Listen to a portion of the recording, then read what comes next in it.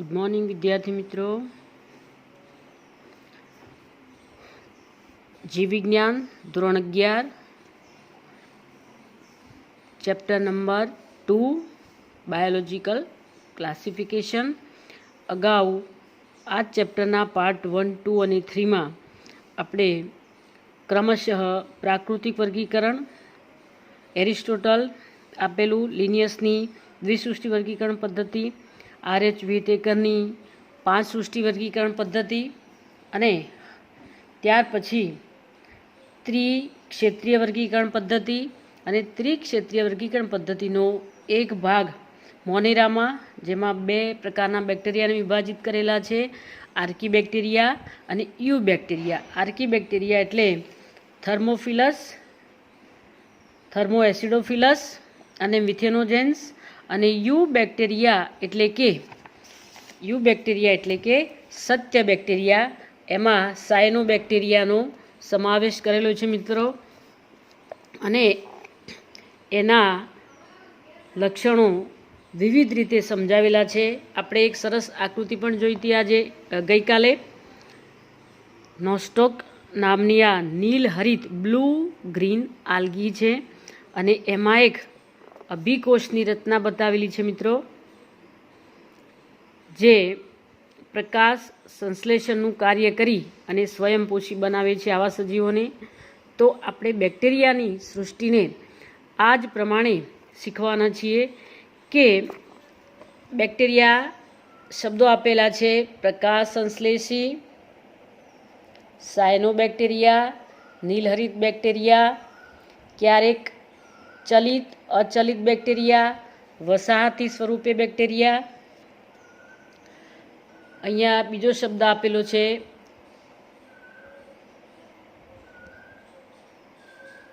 નોસ્ટોક, અને નીચે છે રસાયણ સંશ્લેષી સ્વયંપોષી બેક્ટેરિયા। કેટલાક નાઇટ્રેટ, નાઇટ્રાઇટ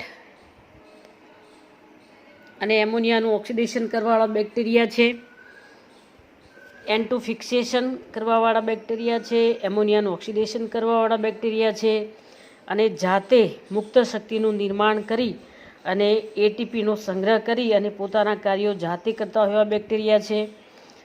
તેઓ નાઇટ્રોજન, ફોસ્ફરસ, લોહ અને સલ્ફર જેવા પોષક દ્રવ્યોના પુનઃચક્રીયકરણમાં મહત્વનો ભાગ પણ ભજવે છે। આવા બેક્ટેરિયાને વિષમપોષી બેક્ટેરિયા કે પરપોષી બેક્ટેરિયા એમ અહીંયા એક શબ્દ આપેલો મિત્રો, વિષમપોષી બેક્ટેરિયા। જો અહીંયા દૂધમાંથી દહીં બનાવવા માટે લેક્ટોબેસિલસ, સિમ્બિકુળની વનસ્પતિમાં આવેલા રાઇઝોબિયમ બેક્ટેરિયા। તો આ બધું ભણવા માટે આપણે થોડાક એના કેરેક્ટર લઈએ। શબ્દ લખ્યો મેં 2.1 સૃષ્ટિ મોનેરા। અહીંયા 2.1.1 આર્કીબેક્ટેરિયા હતા કે જે બિલકુલ વિષમ પરિસ્થિતિમાં પણ જીવિત રહી શકે તેવા બેક્ટેરિયા। મિથેનોજેન્સ અને થર્મોએસિડોફિલસ કે બર્ફીલી જગ્યાઓમાં પણ રહે છે, ગરમ પાણીના જરામાં પણ રહે છે, કળણ ભૂમિ એટલે બિલકુલ ખારાશવાળી એસિડિક ભૂમિ હોય એમાં પણ વસવાટ કરે છે। અને ત્યાર પછી વાલા વિદ્યાર્થીઓ, યુબેક્ટેરિયા, યુનો મતલબ કરેલો છે ટ્રુ બેક્ટેરિયા, TRUE, ટ્રુ એટલે સત્ય બેક્ટેરિયા, સાચા બેક્ટેરિયા। હવે સાચા બેક્ટેરિયાને મોનેરા પછી પ્રોટિસ્ટા આવે, તો એમાં થોડાક સુકોષ કેન્દ્રીય સજીવો હતા, પેલામાં આદિકોષ કેન્દ્રીય મોનેરામાં હતા। તો અહીંયા આદિકોષ કેન્દ્રીય સજીવો તરીકે યુ બેક્ટેરિયાને સ્થાન આપેલું છે। હવે એના કેરેક્ટર ભણવા માટે મિત્રો શું કરીશું આપણે કે સૌથી પહેલાં એની પોતાની વિશિષ્ટતા। તો પહેલું કેરેક્ટર, બીજું કેરેક્ટર, ત્રીજું કેરેક્ટર, ચોથું કેરેક્ટર, પાંચમું, આ પ્રમાણે કેરેક્ટર વાઇઝ આપણે બેક્ટેરિયાની સૃષ્ટિને લઈએ। બેક્ટેરિયા ઉપયોગી પણ છે અને ક્યારેક હાર્મફુલ એટલે કે રોગકારકો પણ છે, ડીકમ્પોઝર એટલે વિઘટકો પણ છે, ટ્રાન્સફોર્મર પણ છે। અત્યારે ચોમાસામાં તમે જુઓ છો કે ક્યાંક ને ક્યાંક માટીના થોડાક નાના ગોળકો તમને દેખાતા હોય, તો આ માટીના નાના ગોળકો જમીન પર અચાનક બનવાનું કારણ કે એવા ડર્ટી પદાર્થોને તરત જ ટ્રાન્સફોર્મ કરી અને તેનું માટી જેવું અકાર્બનિક સ્વરૂપ બનાવે છે, અને જેને કારણે આવા દુર્ગંધ પામતા પદાર્થો પણ એ માટી જેવા અકાર્બનિક ઇનઓર્ગેનિક કમ્પાઉન્ડમાં રૂપાંતર થઈ અને આ પૃથ્વીને અથવા સજીવ સૃષ્ટિને બિલકુલ રોગોથી બચાવે છે અથવા સ્વચ્છ રાખે છે. તો બેક્ટેરિયા સ્વચ્છકો પણ છે, રોગકારકો પણ છે, ઉપયોગી પણ છે. નાઇટ્રોજન વાયુ વાતાવરણમાં મિત્રો 78% નાઇટ્રોજન વાયુ છે. કેટલો છે? 78% નાઇટ્રોજન વાયુ, પણ તે ખૂબ જ હલકો હોવાને કારણે કયું વાયુ કહ્યું મેં? નાઇટ્રોજન વાયુ. તો આ 78% નાઇટ્રોજન વાયુ એ વાતાવરણમાંથી પૃથ્વી પર લાવવા માટે જવાબદાર બેક્ટેરિયાનું નામ છે રાઇઝોબિયમ બેક્ટેરિયા, અને તે નાઇટ્રોજનનું શું કરે છે? ફિક્સેશન. ક્યાં કરે છે? મૂળગંડિકાઓમાં ફિક્સેશન. અને એ પ્રમાણે આ ઉપયોગી નાઇટ્રોજનમાંથી NO2, NO3, NH4+, એટલે નાઇટ્રોજનનો ઓક્સાઇડ છે બધા, નાઇટ્રેટ, નાઇટ્રાઇટ, NH4+, અને એમોનિયા, આ બધામાંથી એમિનો એસિડનું નિર્માણ થાય મિત્રો, અને એમિનો એસિડ દ્વારા પ્રોટીન બને, અને કઠોળવર્ગની વનસ્પતિ દ્વારા આ પ્રોટીન આપણા શરીરમાં આપણે લઈ અને આપણા શરીરનું બંધારણ બનાવીએ છીએ. તો બેક્ટેરિયા ખૂબ જ ઉપયોગી છે મિત્રો. એટલા માટે બેક્ટેરિયાની સૃષ્ટિને એક આખો વિભાગ આપી અને એના પર આખી બુક લખાયેલી છે, જેમ કે વાયરોલોજી, એમ બેક્ટેરિયોલોજી. તો અહીંયા સામાન્ય તમે મેડિકલમાં જશો તો પણ આ પેથોજન્સ ભણવા પડે. તો પેથોજન્સ કયા છે આપણી માટે હાલ? You bacteria. તો આપણે સમગ્રતયા એને આ રીતે અભ્યાસમાં લઈશું. એને શરીર રચના, એનું નિવાસ સ્થાન, એની પોષણ પદ્ધતિ, એનો વસવાટ ક્યાં છે, એનું કાર્ય કયું છે, અને પ્રજનનની પદ્ધતિ કઈ છે. આ બધા બેક્ટેરિયાના મુખ્ય લક્ષણો છે કે જેથી કરીને આગળ જતાં પણ આપણને આ બધા ઉપયોગી થવાના. તો પહેલું છે યુ બેક્ટેરિયા, એની શરીર રચના સખત કોષ દિવાલ, રિજિડ સેલ વોલ. બીજું છે ક્યારેક ચલિત કોષ હોય તો મોટાઇલ ફ્લેજેલમ. ફ્લેજેલમ એટલે કશા, ચાલવા માટેના ખોટા પગ. ચલિત કોષ હોય તો અહીંયા ગુજરાતીમાં લખ્યું મેં કશા ધરાવે. હવે મિત્રો સેકન્ડ નંબર છે પોષણની પદ્ધતિ. તમે અહીંયા જોઈ શકો છો કે પોષણ સાયનોબેક્ટેરિયા તો હરિતદ્રવ્ય ધરાવે,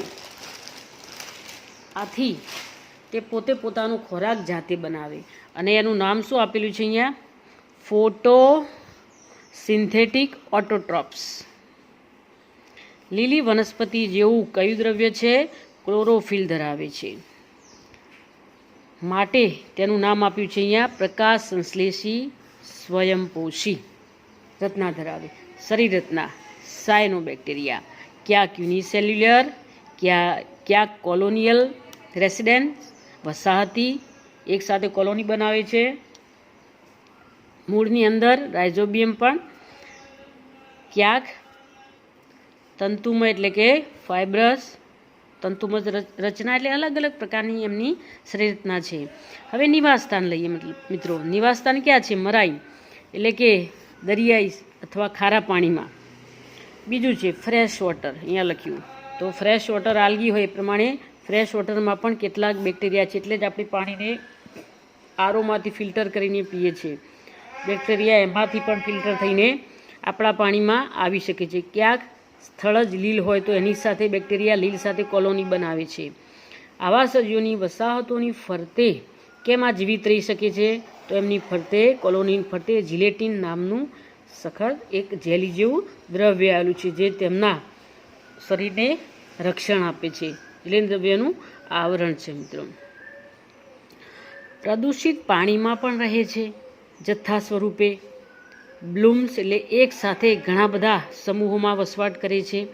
હવે એમનું કાર્ય ભણવાનું.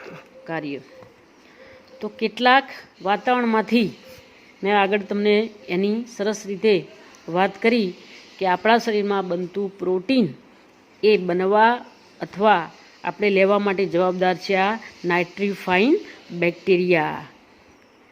N2 પરમાણુ છે એ N2 ગેસ તરીકે આપણે લીધો અને એની સાથે નાઇટ્રોજનનું આગળ સમજાવું છું મિત્રો આખી તમને એ ઘટના સ્થાપન કરવા વિશિષ્ટ કોષ કયો તો મેં અભિકોષ ધરાવે છે, દાખલા તરીકે નોસ્ટોક અને એના બીના.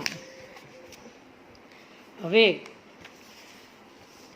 બેક્ટેરિયા બીજો એક પ્રકાર છે, આ પ્રકાશ સંશ્લેષી જોયા આપણે અભિકોષ દ્વારા. અભિકોષ એ ક્લોરોફિલ દ્રવ્ય ધરાવતો હોવાથી તે પ્રકાશ સંશ્લેષણ કરી આવા બેક્ટેરિયાને સ્વયંપોષી બનાવે છે. બીજો છે હવે રસાયણ સંશ્લેષી. તો કેમોસિન્થેટિક ઓટોટ્રોપ્સ બેક્ટેરિયા હવે શું કરે છે, એમનું કાર્ય અકાર્બનિક પદાર્થો જેવા કે નાઇટ્રેટ, નાઇટ્રાઇટ અને એમોનિયાનું ઓક્સિડેશનની પ્રક્રિયા કરી મુક્ત શક્તિ સ્વરૂપે એટીપી મેળવી પોતાના કાર્યો માટે ઉપયોગ કરે છે. અહીંયા મેં લખેલું છે NH3 એમોનિયા એક N2 + 3H2 એટલે આ પ્રક્રિયા રિવર્સ પણ કરી શકાય. N2 + 3H2 NH3 એમોનિયાનો એક અણુ બને છે અને એમોનિયાનું જો ઓક્સિડેશન કરીએ તો N2 + 3H2 એટલે 3 પાણીના અણુઓ અને 2 નાઇટ્રોજનના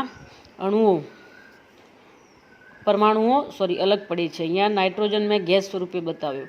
હવે આ નાઇટ્રોજન સીધો O2 પરમાણુને જોડી નાઇટ્રેટ અને એમોનિયમના